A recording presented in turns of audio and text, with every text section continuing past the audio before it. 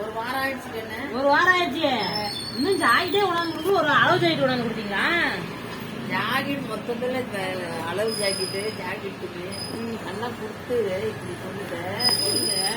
அளவு ஜாக்கெட்டும் வரல, கடைக்கு ஜாக்கெட்டும் வரல. வேறையும் ஜாக்கெட் போட்டு அளவு போட்டு தான் தைச்சு போயிருங்க. வேற உங்களுக்கு வேண்டாம்ப்பா. என்ன நம்ம தண்ணி வச்சு ஜாக்கெட் என்ன ஜாக்கெட் வேணும்? அதான் வேணுமா? சரி, 2 ஜாக்கெட் வேண்டாமா? ஐயா நாலஞ்சு பேர் கல் எடுத்து போடுவாங்க.